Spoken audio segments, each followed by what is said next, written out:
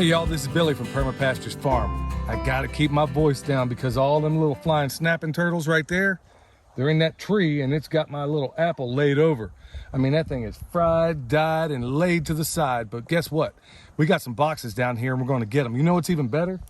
We're gonna roll on down here and it's even a bigger swarm. That makes like swarm number, I think 6 that's been captured out of our bees over here so far this year. That is enormous. Thank you, Lord. Anyway, we're gonna go ahead and get our boxes in place. We're just gonna scoop them in there. Michelle sprayed the frames with sugar water. And you can tell that I've gotten a little bit better than this because I'm this close to these guys and I don't even have a hood on yet. So, let's go ahead and get this done.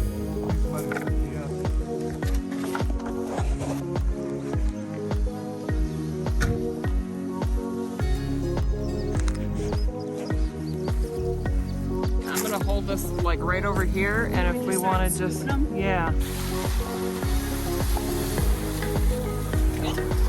Good.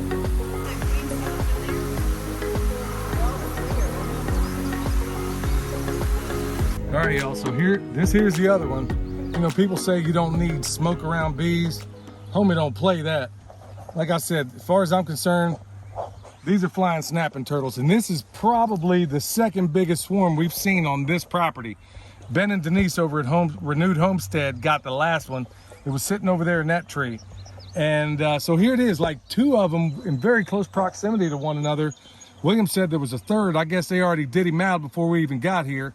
So now it's kind of tougher when these things are this big because we got to try to get, if there's a queen in there, we got to try and get it, I guess. Look, y'all, by no means am I a bee expert, but I'm getting better at it. So for all of you people out there that's saying, hey, I don't know if I can do this, look, y'all, I was never deathly afraid of them. I had a healthy respect for them, but now it's to the point where I can honestly work with them. And it's kind of cool because as an electrician, when you grab a handful of bees, it feels like you're getting blasted by 120 volts without the pain, unless they get through your gloves. So that's another thing altogether. So with that said, we're gonna go ahead and get this going. Let me smoke you down. It's going in the video. Let me smoke you down.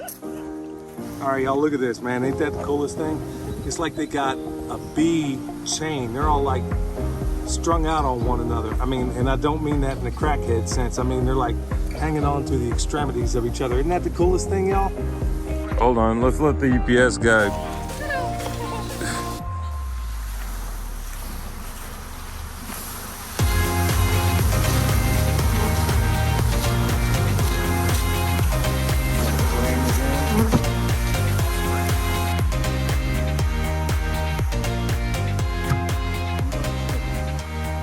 All right, all in a day's work, y'all. So I think that makes either 5 or 6 swarms that we've already captured out here this year. Wow, thank you so much, Lord. Especially at a time where everybody seems to be losing bees that we know about. The whole reasons, I've heard everything from neonicotinoid pesticides, 5G, which might very well be the culprit. But where we're situated, we also have this device that's actually, we've been testing it out for a while, trying to get back to the guy who made this device that supposedly does away with all the 5G radiation that could affect bees. And we've been testing it for a while. Been trying to pay this guy, Norbert Huser is his name. So anyway, his claims is that your cell phone radiation and all those things, whenever you get around these bees, it mitigates all that. And I gotta be honest, y'all, I mean, is it just good husbandry? I don't know. I mean, because we're not spraying anything, nobody around, well, there ain't nobody around us to spray anything. So that's not an issue. But really, we have had very, very little in terms of losses, nothing that we wouldn't ordinarily have. Okay, that's all done. Now we're gonna go down here. For us, it has been strawberry season for the last 2 weeks, practically. Now it's time to go get them. So we're gonna do that, and then we're going to show you in the course of a day everything. I can't say everything we do in the course of a day, but it's just a day in the life of a farmer. And look, y'all, all you people that are reaching out in emails and all these other things, thank you so much for reaching out. But I got to also be very frank with you. I know from a YouTube standpoint and in so many different ways, this lifestyle feels and seems idyllic. And it is to me. But here's part of the realities that you might want to also consider, is that this time of year, and really all the way up until the fall, 16-hour days are about the norm. And I'm not exaggerating. I'm literally getting up, I go to work, and I a lot of times don't even get to bed sometimes till after midnight. But this is work I love. This is work I feel like I've been put on this earth to do. So what looks like work to other people is just, play to me. And if that's not where your heart's at when you're doing this, you might want to reconsider whether or not this is a lifestyle for you. Because a lot of times on these channels, mine included, you see the high points. You don't necessarily see the sleep deprivation. You don't see us snapping at each other because you're tired. You don't see all those things. But keep that stuff in mind. These harvests, that's why we do all this. That's a good piece of why we do it.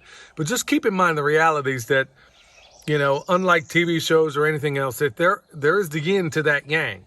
And this time of year, if any farmer I know that's at this, you're putting in some time, nephew. So anyway, with that said, we're going to go down and get these strawberries, and then we're going to show you another variation also in how we do our planting, something of a centropic design. We showed you before. We're going to put a twist on it today.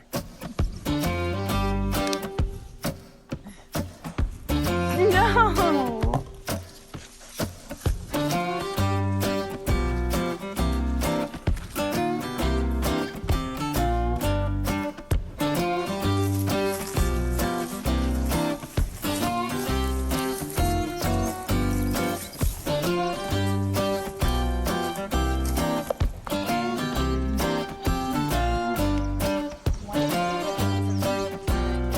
Now, this here is a turtle. There are many like it, but this one is mine. Now, those bees we were fooling around with, we're going to take another look at them. Now, imagine, there ain't no way I'm going to just stick my finger out in front of here and let him bite me, because I know it ain't going to be a good day. So that's the way I imagine those bees up there, so I tend to be a little bit cautious about them. But how cool is that? I mean, just like when we did our food forest back in Texas. Now, I'm standing by the hugel mound. We got peppers and tomatoes and everything out here doing their own thing. The cool thing about it is we were at a lifeless place where we lived. And just by putting in these systems, y'all, it just brings in wildlife. Now, that wasn't really the case here, but it is pretty cool when you sit here and see little guys like this chilling. All right, I'm going to send him on his way.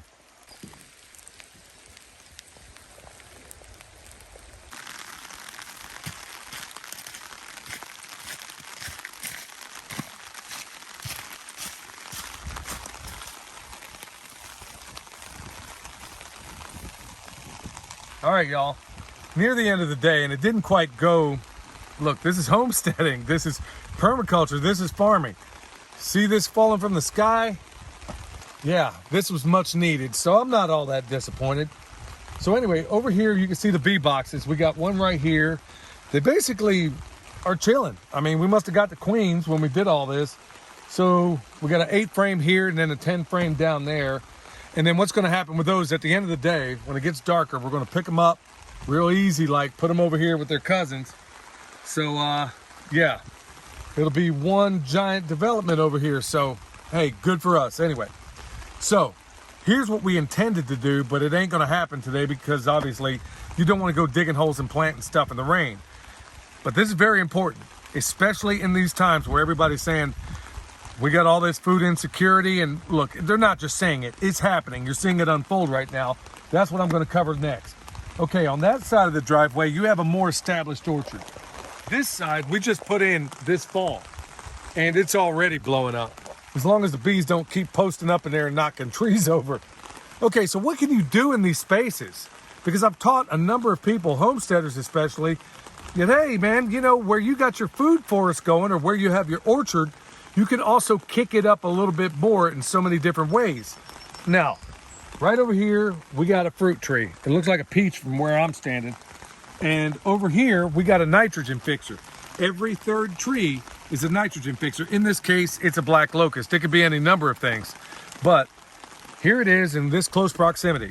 Okay, like I said, we just put this in, so it's not all pimped out with all the stuff that we're gonna have. You can see comfrey coming up all the way around here. Got some bulb that Michelle planted. We got some garlic, got daffodils, tulips, all kinds of wonderful things up in here right now, okay? So you basically have that mulch ring, and then you have a guild or a collection of plants that all support this tree around every last one of them. But what do we have in between that tree and this tree is space. Ain't a whole lot, but it's space, okay? And what we've done, and what we're gonna do on both sides of this driveway, we're gonna put in annuals until we get to the point where the growth of the trees allow us to go with more perennial species. Now, we do have tons of perennials that we're gonna put in around every single tree. A lot of herbs. But look, I got this flat here of tomatoes, basically to illustrate. These are Cherokee Purple, basically my favorite tomatoes for eating on a sandwich, okay? So, and these are all extras. We don't even need them in here. I mean, everything is pretty much spoken for. But why not take these tomatoes in this area that we're trying to build soil in? I got an emerging blueberry over here.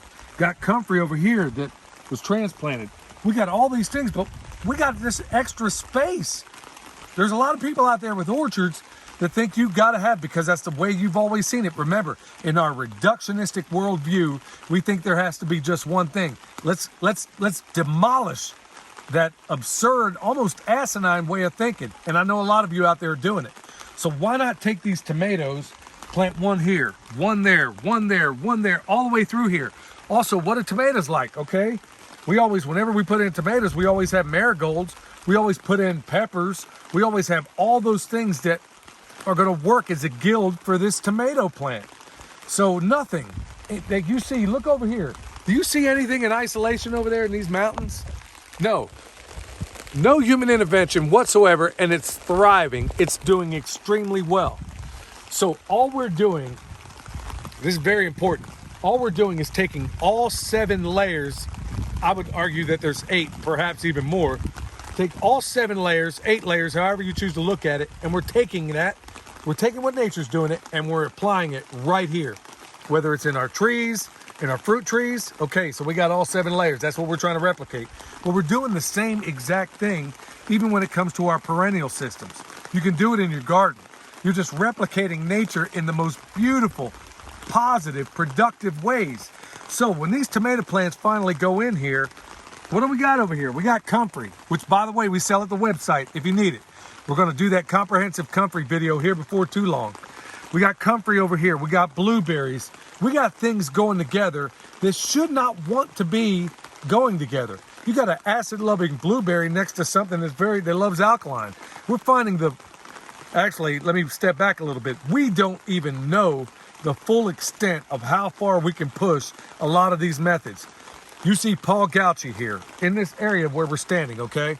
We're seeing his method partially with the wood chips. You're seeing Stefan Subkowiak in a number of different ways when it comes to the guilds and when it comes to the separation of the plants, how we put a nitrogen fixer every 3rd way. You're seeing a lot of what Elaine Ingham teaches, and we're going to cover a lot of that in the future. You're seeing Mark Shepard, how, guess what? When that tree ain't making it, or if it looks like it isn't going to make it, it's having a tough time, it ain't working out, guess what? Ain't going to baby it. We'll use that strategic, total, utter neglect, and we'll apply it in the areas where we need it. We're taking the right dog to the hunt. And as Dwight, one of our awesome viewers and honestly a very wise man, was suggesting, hey, maybe